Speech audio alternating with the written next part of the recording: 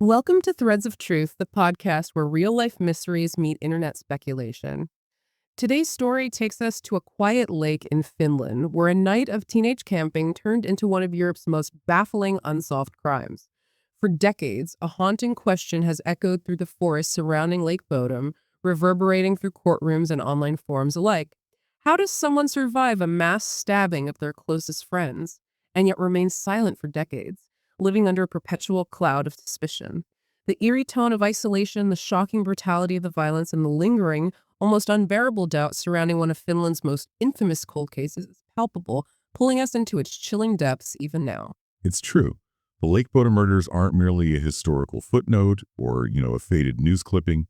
They possess a potent, enduring power that continues to captivate, not just within Finland, where the story is deeply etched into the national consciousness, but increasingly across global online communities.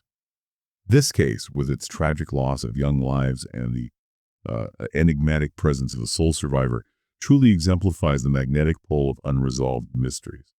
Our mission in this is to meticulously untangle the known, often sparse facts from the dense, complicated layers of speculation that have built up over more than 60 years, using our available sources as our guiding light through the lingering shadows.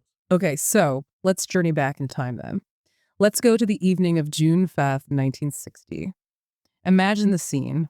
A serene, almost postcard-perfect summer night at Lake Bodom, nestled near the city of Espoo in Finland. It was that magical time of year when the Nordic days stretch endlessly, promising warmth and carefree joy. It was the absolute epitome of a perfect evening for a camping trip, precisely the kind of adventure four young people eagerly embarked upon. We had Mele Björklund and Anja Tuulikki-Mäki, both just 15 years old, full of the innocent optimism of youth. Because kids, really. Exactly. Joining them were two slightly older boys, Seppo Antero Boisman and Nils Wilhelm Gustafsson, both 18. Mela and Nils were a couple, as were Anja and Seppo, enjoying what should have been a classic, innocent Finnish summer night, entirely unaware of the unimaginable horror that awaited them just hours later. And the location itself, as you so vividly describe, it's more than just a backdrop. It becomes a pivotal character in this unfolding mystery. Lake Bodom, for all its tranquil beauty, was, and still largely is, a relatively remote and secluded spot. Right. Isolated. Exactly. This inherent isolation would prove critical. It drastically minimized the chances of immediate intervention, of any credible witnesses, or even of timely discovery. The very remoteness set the stage for a crime that would remain almost perfectly contained, as if sealed off from the outside world until the horrific scene was stumbled upon. This initial isolation also meant that the initial police response would be fraught with challenges from the very outset, impacting the entire course of the investigation. And what an absolutely horrific discovery it turned out to be. The brutal events, we understand, unfolded in the chilling early morning hours, sometime between 4 a.m. and 6 a.m. Three of the teenagers, Mele Björklund, Anja Mäki, and Seppo Boisman, were found murdered inside their tent. Is that the tent? Yeah. The nature of the attack was staggeringly violent and deeply disturbing. They were brutally stabbed and bludgeoned, likely with a knife and some kind of blunt object. Our sources indicate a particularly chilling detail.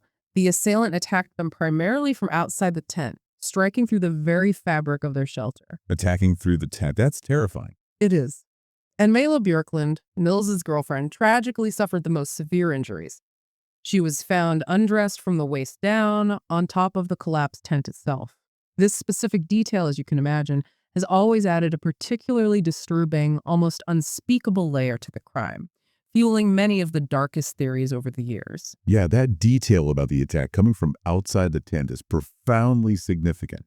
It immediately suggests the killer maintained a distance, potentially to avoid being overwhelmed by the victim's struggles within the confined space, or perhaps to launch a surprise attack before the campers could fully react. Yeah. What's equally critical here, and raises an immediate glaring question about the sequence of events, is Gustafsson's condition and location. The survivor. Right, he was discovered outside the tent, not inside with his friends. Outside. Okay. He had sustained severe facial injuries, including multiple stab wounds, profound facial fractures, and a significant concussion. This immediate discrepancy, 3 victims brutally slain inside the tent, and 1 survivor found gravely injured, but outside, prompted intense scrutiny from the very first moments of the investigation. It raised immediate questions about how he sustained those injuries, the timeline of the attack, and perhaps most importantly, what he could or could not recall from that night. So, after such an unimaginable scene was discovered, it was local fishermen who stumbled upon the horrific sight later that morning. You can only begin to grasp the sheer shock, the terror, and the profound disturbance they must have experienced. Absolutely unimaginable. But from the very beginning, the initial police investigation in 1960 was plagued by immediate, almost insurmountable challenges. It seems like the very first steps taken sealed the fate of the case for decades to come. That's a crucial observation, and it really underscores why this case remained unsolved for so long and continues to be debated with such fervor today. The initial investigation in 1960 was, by modern forensic standards, unfortunately riddled with critical errors. Like what specifically? Well, the crime scene, for example, was shockingly not properly secured. This led to widespread contamination, not just by curious members of the public who were allowed to walk through the area, Oh, wow. but perhaps even more ironically and damagingly, by the police themselves, who were not yet trained in meticulous crime scene preservation back then. Right. The standards were different. Very different. Every footprint, every stray fiber, every potential piece of trace evidence was potentially compromised or outright destroyed from the outset. Crucial evidence was undoubtedly lost or rendered unreliable right from the very first hours. And the weapons. Never found. Furthermore, and profoundly frustrating for investigators, the actual murder weapons were never recovered. Adding to this already frustrating mystery, several personal items belonging to the victims, including the keys to their motorcycles and some of their clothing, were inexplicably taken from the scene. Taken? Why?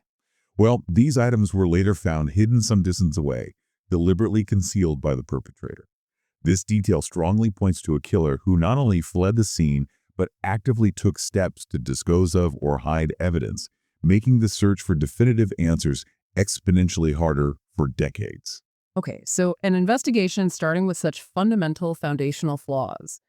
It's almost tragically predictable that a long, often bewildering list of potential suspects emerged from the initial inquiry. It truly became a parade of local eccentrics and suspicious characters, each adding their own unsettling layer of intrigue to the case, yet never quite leading to a conclusive answer. Indeed. These early suspects weren't just names on a police blotter. They became almost mythical figures in the public's imagination. Their stories fueling local rumors and later on, online theories, even if official investigations largely ruled them out. First, there was Carl Valdemar Gillstrom, widely known as the Kiosk Man. The Kiosk Man. Okay, he was a local kiosk owner, a man with a documented history of aggression, particularly towards campers. He was known for his violent outbursts and his animosity towards those who ventured onto the lake shores, often threatening them or even throwing stones to drive them away. Not exactly welcoming behavior. Not at all. The chilling story goes that he allegedly confessed to the murders in a drunken conversation years later, saying he was the one who did it. He then drowned himself in Lake Bodom in 1969, which, as you can imagine, immediately fueled intense local suspicion. Oh, absolutely.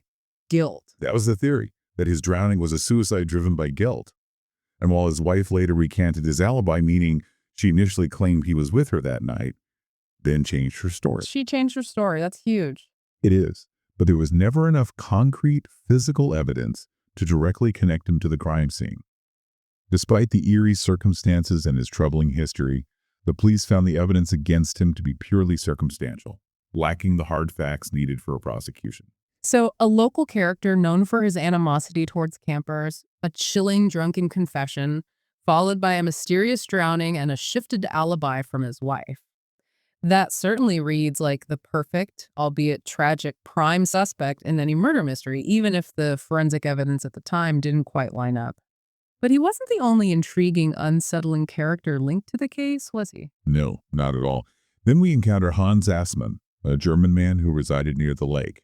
He was considered a strong suspect for many years, primarily due to his exceptionally strange and erratic behavior immediately following the murders. Strange how? There were detailed accounts of him showing up at a hospital in Helsinki shortly after the crimes, arriving with bloodied clothes, behaving in an extremely agitated and disoriented manner. Staff reportedly found him in a state of semi-consciousness, claiming to have fallen into a ditch. Bloodied clothes right after the murders. That's, Well, wow. it certainly raises eyebrows.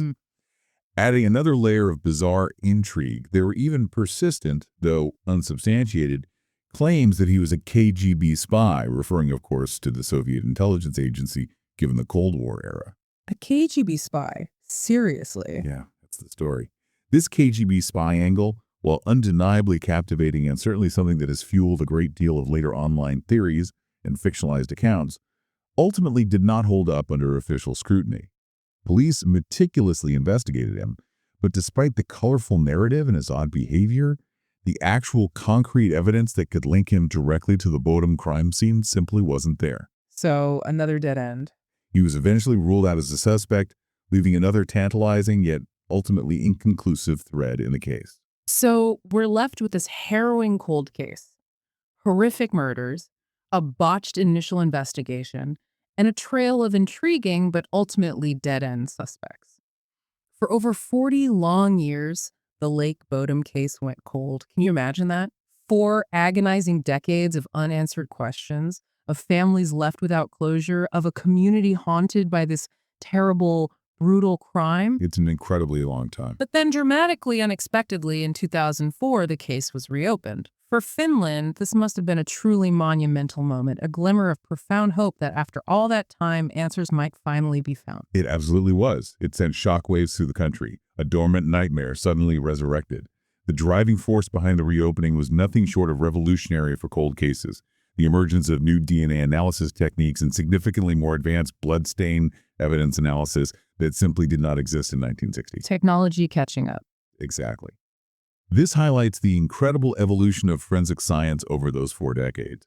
What was impossible to even conceive of analyzing in the analog world in 1960 became a tangible, actionable possibility in the early 2000s, offering a tantalizing fresh perspective on a trail long thought to be frigid. These technological leaps were instrumental, in fact, in leading investigators to a conclusion that was, for many, utterly shocking. And here's where the narrative of this case takes a truly astonishing and deeply controversial turn, because the prosecution's shocking claim was that Nils Gustafsson, the sole survivor, was, in fact, the killer. Yeah. This completely brutally flipped the entire established narrative on its head. It shifted him from victim to perpetrator. Can you walk us through their theory, what they believed happened that night, and the key arguments they meticulously presented in court? The prosecution's theory was, without exaggeration, a bombshell that shook Finland. They meticulously argued that Gustafsson, in a drunken, possibly jealous rage, or during a heated dispute with his girlfriend, Mila Björklund, attacked and murdered his 3 companions. A fight that got out of hand. That was the core idea.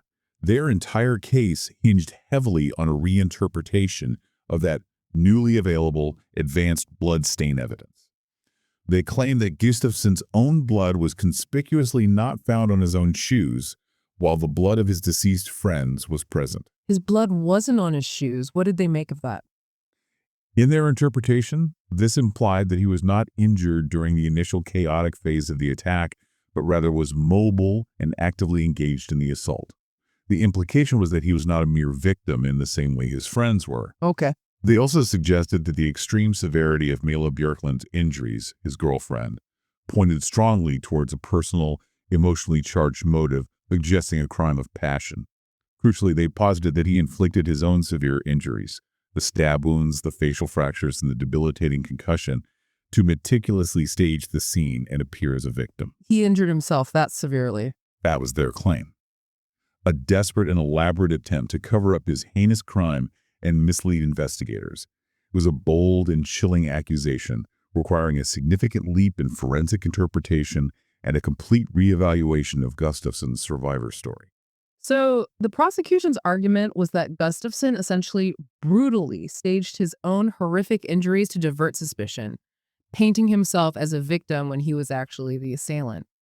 That is an incredibly bold and difficult claim to prove, especially considering the severity of the trauma he demonstrably endured. Extremely difficult. But the defense, naturally, must have had a powerful and compelling rebuttal to such a damning accusation almost half a century after the event. What were their primary counterarguments, and how did they dismantle the prosecution's theory? The defense team mounted a very powerful and strategic rebuttal that directly challenged the prosecution's narrative on multiple fronts. Their primary and arguably most compelling argument was that Gustafsson's injuries were simply too severe, too incapacitating, and too complex to have been self-inflicted. Right, a broken jaw, concussion. Exactly. They presented extensive medical expert testimony arguing that a broken jaw, severe facial fractures, a deep concussion, and multiple stab wounds would have rendered him largely unconscious or completely debilitated, making it physically and logistically impossible for him to orchestrate such a complex and violent crime, let alone meticulously injure himself to that specific, devastating degree afterwards. The pain alone. The sheer pain and physical shock alone would have incapacitated him, they argued. They also strongly argued for the existence of an outside killer, pointing to the extensive damage to the tent fabric. The cuts from the outside. Yes, which they maintained was consistent with slashes and attacks delivered from the exterior, not from within. Furthermore, they emphasized the brutal nature of the attacks themselves, which they asserted aligned with a frenzied external assailant rather than a calculated internal one. This also raised a critical question for the jury. If Gustafsson was the attacker, how and why was he found outside the tent? And how did the tent sustain the slashes that implied an attack from the exterior? Good questions. Crucially, the defense also brought back and powerfully highlighted the eyewitness accounts, those fleeting yet persistent descriptions of a blonde man seen leaving the crime scene shortly after the murders. The mysterious blonde man again. Exactly. This unidentified figure provided a compelling alternative suspect for the defense, a phantom perpetrator who could explain the external attack and Gustafsson's injuries without implicating the survivor. So you have this incredibly dramatic trial playing out decades after the actual events, with cutting-edge new forensic science pointing fingers squarely at the lone survivor. Simultaneously, the defense is pushing back with equally compelling arguments about the severity of his injuries and those elusive eyewitness accounts of an unknown assailant. It sounds like a truly compelling, almost theatrical, legal battle. What was the ultimate outcome of this intense judicial confrontation? How did the district court finally rule in October 2005? The outcome was, for many, deeply anticlimactic given the decades of mystery and the intensity of the trial. On October 7, 2005, after months of intricate legal proceedings and a presentation of complex forensic and medical testimony, the district court found Nils Gustafsson not guilty of all charges. Not guilty after all that. Not guilty. The court's ruling was unequivocal in its reasoning. The evidence presented by the prosecution was deemed insufficient to prove his guilt beyond a reasonable doubt. This verdict meant that, legally and officially, the Lake Bodom murders remained an unsolved triple homicide. It was a clear, emphatic rejection of the prosecution's groundbreaking theory, leaving the profound questions about what truly happened on that terrifying night hanging agonizingly in the air, a void that would quickly be filled by other narratives. It's truly incredible to think that after over 4 decades, a reopened case, and the application of powerful new DNA and forensic evidence, it still came down to not guilty. So, what does this pivotal legal outcome mean for a cold case in our digital age? Because despite that legal acquittal, this decades-old mystery continues to evolve, to fascinate, and to draw new theories, especially in the boundless landscape of the internet. Yeah, it really does. It seems the online world has given vibrant new life to old theories and certainly created countless new ones, firmly establishing Lake Bodom as a prime, almost iconic subject for online speculation and amateur investigation. That's a perceptive point. What's truly remarkable here is how the Lake Bodom case, despite its specific geographical and historical roots, transcends national borders and even legal verdicts through the amplifying power of the internet. Online communities have become, in essence, digital deep dives themselves, meticulously poring over every available scrap of information. Like Reddit.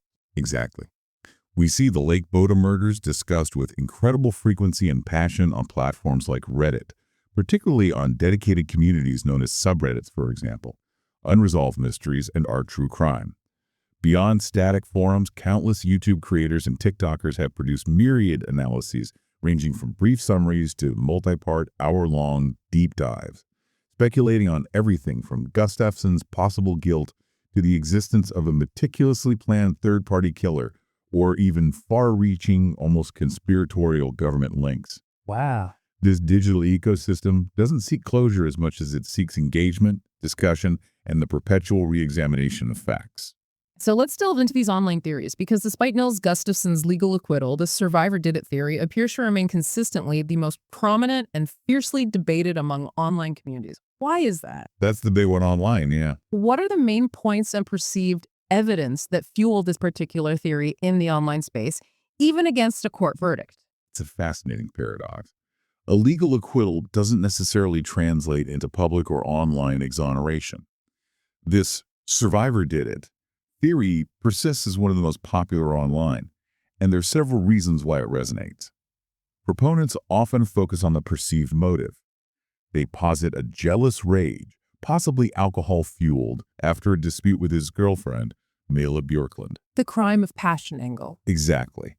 This emotional, intensely personal aspect, combined with the extreme, almost overkill level violence directed at the victims, especially Mela, leads many online commentators to conclude it was a crime of passion. A key piece of evidence frequently cited by proponents of this theory, particularly on Reddit, is the reinterpretation of the bloodstain analysis. The shoes again. The shoes again. They emphasize the prosecution's claim that Gustafsson's own blood was not found on his own shoes while his friend's blood was present. This is often interpreted as definitive proof that he was not injured during the initial attack, but rather inflicted injuries on himself later to stage the scene. And his memory loss. Yes. Furthermore, his stated amnesia regarding the event is almost universally regarded with deep skepticism by online commentators. It's frequently seen not as a genuine traumatic response to a brutal attack, but as a convenient cover-up, a deliberate blank slate to avoid recounting incriminating details. Convenient amnesia, they'd say. Pretty much. The absence of a clear, coherent narrative from the sole survivor leaves a void that speculation is only too eager to fill. Right. The amnesia aspect is a recurring, deeply suspicious theme in many true crime cases, and it almost always invites a torrent of doubt and suspicion, whether it's warranted or not. But then you have the completely opposing idea, the random killer or blonde man theory. This one seems to rely heavily on those fleeting, almost phantom eyewitness accounts. How do online communities explore and sustain this narrative? Precisely. This theory, which offers a powerful counter-narrative to Gustafsson's guilt, focuses heavily on those compelling, yet tragically elusive eyewitness accounts of a blonde man seen leaving the crime scene shortly after the murders. This individual has never been identified, remaining a ghost in the annals of the case and leaving a profoundly frustrating void in the investigation. Just vanished. Completely. This theory posits an unknown assailant who could have been a random attacker, perhaps a transient criminal, or even a local with a specific, intense grudge against campers, similar to some of the earlier officially dismissed suspects. What significantly strengthens this theory for online proponents is the enduring fact that the actual murder weapons were never recovered. Still missing. Furthermore, those other stolen items like the motorcycle keys and articles of clothing were later found deliberately hidden some distance away from the tent. This combination of missing weapons and hidden personal effects strongly suggests a killer who not only fled the immediate scene, but also actively took steps to dispose of crucial evidence. A narrative that aligns far more convincingly with an external, unidentified perpetrator than with the injured survivor. Online sleuths often pore over old newspaper clippings and police reports, meticulously trying to piece together details about this mysterious blonde man. And what about those initial suspects from the 1960 investigation? We talked about Carl Valdemar Gillstrom, the kioskman, and Hans Assmann, the KGB spy. Even though official police investigations ultimately ruled them out, do they still show up in online discussions and speculation today? Do they get a second life on the internet? Absolutely they do. Even though police investigations ultimately did not find sufficient prosecutable evidence to charge them, Carl Valdemar Gillstrom and Hans Assmann remain incredibly popular and frequently debated suspects on online true crime forums. Their stories, often embellished by decades of rumor and the internet's capacity for collective storytelling, are seen by many online as too compelling to simply dismiss. So the kioskman's confession. Right. Gillstrom's alleged drunken confession and his subsequent mysterious drowning in Lake Bodom, combined with his known animosity towards campers, are often highlighted as too coincidental to ignore. Similarly, Assmann's erratic behavior immediately post-crime, his appearance at the hospital with bloodied clothes, his disoriented state, and the sensational KGB spy angle are continually re-examined. The spy angle is just too juicy, isn't it? It really is. Online communities view their strange behavior and geographical proximity to the lake as potent circumstantial evidence, often suggesting official investigators missed something or simply didn't have the modern tools to connect the dots. They become convenient, if unsubstantiated, figures around whom alternative theories can be tirelessly built, especially when the official conclusion remains frustratingly unsolved. It demonstrates how the online space thrives on unresolved ambiguity. It really does highlight how the internet can keep these cold cases perpetually alive, giving new, often wild life to old narratives and introducing completely novel ones. Beyond those specific named figures, are there broader, more speculative online theories that tend to emerge, perhaps fueled by the sheer intractable mystery of it all and the lack of a definitive answer? Yes, the boundless creative nature of online speculation ensures that more unconventional, sometimes fantastical theories also gain traction. For instance, some Reddit threads have delved deep into the idea of military involvement or a pervasive Cold War angle. Military. How so? These theories often suggest a potential government cover-up related to undisclosed military presence or covert surveillance operations in the Lake Bodom area during the Cold War era. While there's a profound lack of concrete evidence for this, the general geopolitical context of the 1960s can powerfully fuel these discussions, allowing for imaginative leaps where facts are absent. Right, the whole Iron Curtain backdrop. Exactly.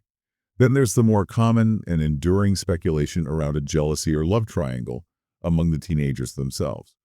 While the prosecution did explore a jealous rage angle specifically with Gustafson, online theories sometimes broaden this significantly to include other romantic entanglements or festering jealousies within the group, Even if there's no proof. even though these have never been substantiated by any credible evidence or testimony. Finally, particularly among Finnish internet sleuths, there are occasional attempts to link the Bodom murders to other unsolved stabbings or violent crimes in Scandinavia or wider Europe from the 1960s. Looking for a serial killer connection? Essentially, yeah.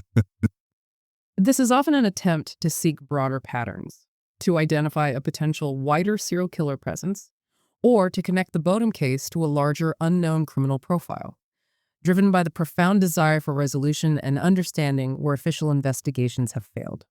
It's an ongoing, collective attempt to find connections where none have been definitively proven, but the absence of proof doesn't deter the speculation. So we have this decades-old, incredibly complex case, initially mishandled, then dramatically reopened with new technology, leading to a controversial acquittal. And now it serves as an almost unending playground for online sleuths. It's truly a fascinating intersection of fact, profound human trauma, and relentless speculation. What, in your analytical view, makes the Lake Bodom case so uniquely captivating, not just for legal minds struggling with forensic evidence, but for the millions of people diving into it online, eager for answers? It's a classic cold case for multiple compelling reasons, and its enduring appeal stems from several deeply intertwined layers. First, there's the monumental challenge of eyewitness memory, particularly when the sole survivor has experienced such severe trauma and debilitating head injuries. Gustafson's amnesia. Exactly. Gustafson's stated amnesia, whether genuinely profound or perceived as convenient, became a central point of contention in his trial and in public discourse. Trauma, especially a severe concussion like his, can profoundly affect memory recall and reliability, making it incredibly difficult to reconstruct events or distinguish between genuine memory loss and a deliberate lack of cooperation. This raises a fundamental question about how much we can truly rely on human memory, particularly after such a brutal and disorienting event, and it leaves an open wound of uncertainty for those seeking absolute truth. That's a crucial and often overlooked point. It's incredibly easy for us, decades later, from the comfort of our homes, to pick apart someone's inability to recall precise details. But the human brain's response to extreme, life-threatening violence is something we barely comprehend. Precisely. It's not simple. And then there's the powerful, almost relentless role of media pressure and the evolution of forensic science over time.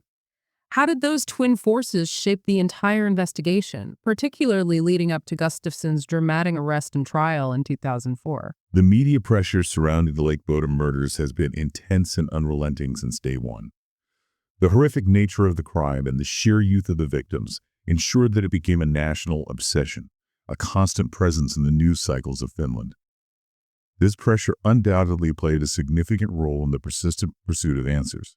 When the case was finally reopened in 2004, it was precisely because of those significant, almost miraculous advancements in forensic science. DNA, blood spatter.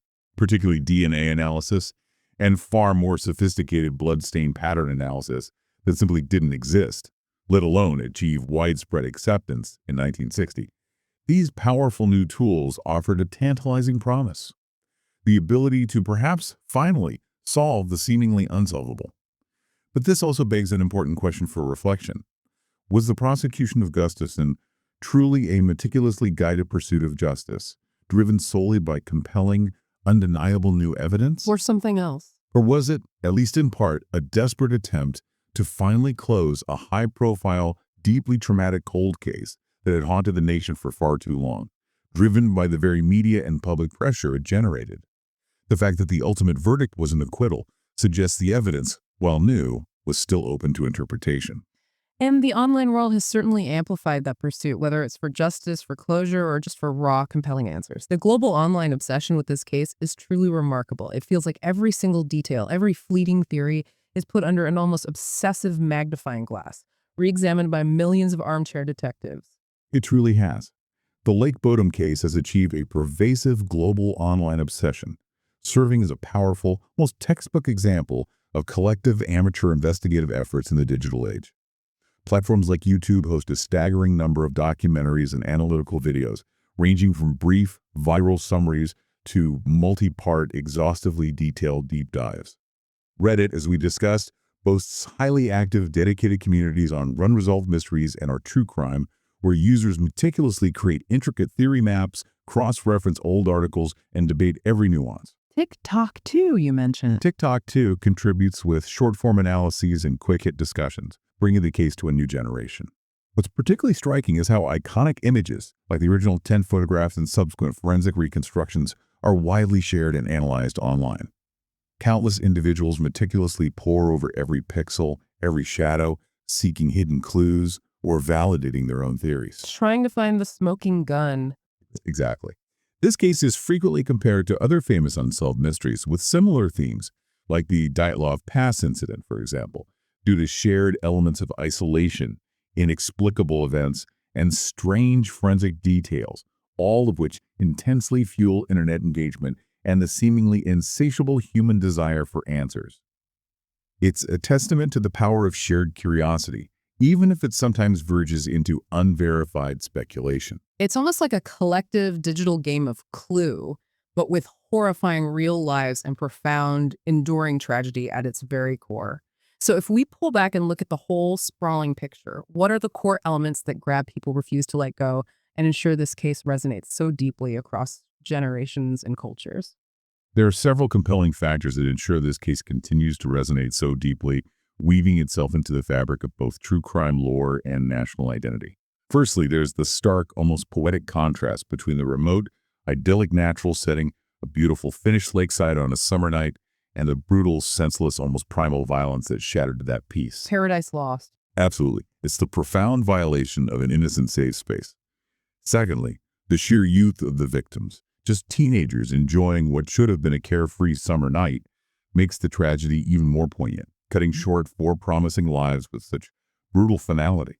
And then, perhaps most powerfully, there's the persistent, almost impenetrable silence of the sole survivor, Nils Gustafson. Silence is key. It really is. For decades, he has lived under a cloud of suspicion, unable or unwilling to provide a clear, coherent account of that night's horrors. This silence, whether genuinely due to the profound trauma and amnesia he suffered, or for other undisclosed reasons, fosters a perpetual state of agonizing uncertainty and endless debate. It leaves a profound void where answers should be, a void that the human mind constantly tries to fill. Which brings us back, almost inevitably, to the trial itself. It was such a dramatic, long-awaited moment, decades in the making. But as you said, he was ultimately acquitted. So if we revisit that pivotal legal decision, should the Gustafson trial have even happened, given the profound ambiguities, the passage of time, and the evolving nature of forensic science? Was that legal acquittal truly justice, providing real closure? Or was it simply a result of insufficient evidence that still leaves the public doubt lingering, almost festering? This raises a critical, complex question that challenges the very nature of cold case investigations and the pursuit of justice decades after the fact. The decision to prosecute Gustafson, based on new but arguably circumstantial forensic evidence, was a significant, even desperate one. While the legal verdict was not guilty due to the insufficiency of evidence, it demonstrably failed to quell public suspicion. Yeah, the online theories show that. Exactly. This case powerfully exemplifies a scenario where a legal verdict, intended by the justice system to provide definitive closure and certainty, instead leaves the public with profound, enduring questions and a lingering sense that justice, in a broader, more satisfying sense, may not have been fully served. It underlines the fundamental, often frustrating difference between what can be proven legally in a courtroom and what the public truly believes or longs to understand. It leaves a legal scar that mirrors the human one. And behind all the swirling theories, the courtroom dramas, the online discussions, and the persistent media attention, there's always, crucially, a profound human cost. Absolutely. Beyond the intricate legal complexities, the scientific debates, and the endless internet intrigue, we must never forget the profound, immeasurable human cost of that night. 3 young lives, Mela, Anja, and Seppo, were tragically and brutally cut short, their futures stolen, leaving families devastated and a community scarred. And then there is Nils Gustafson, the sole survivor who has been forced to live under an almost unimaginable cloud of suspicion for decades. Living with it every day. He bears the immense weight of a trauma he claims he can't fully recall, and he exists in a public space that often questions his innocence, despite his legal acquittal. The Lake Bodom murders serve as a poignant, chilling reminder of violence's lasting, pervasive impact, not just on the immediate victims and their loved ones, but on the survivor's entire life, transforming his existence into a perpetual ordeal. It also highlights the persistent pain and the deep cultural scar left by an unsolved crime on a nation's psyche. And it really permeated Finnish culture, didn't it? Oh, definitely. It's no coincidence that this case is so famous in Finland that the renowned melodic death metal band Children of Bodom famously named themselves after the lake, showcasing just how deeply this dark, haunting story is woven into the very fabric of the nation's collective consciousness. What happens when justice is delayed by decades and when the only voice left refuses to speak? Please consider sharing the episode with a friend, leaving us a review wherever you listen, or sending in your own thoughts. We truly love hearing from you and engaging with your insights. Next time on Threads of Truth, we head deep into the rugged Nevada desert in search of answers and maybe something far stranger. We explore the mysterious disappearance of Kenny Veach, the hiker who vanished after claiming to find a peculiar cave that, he said, made his entire body vibrate. Join us then.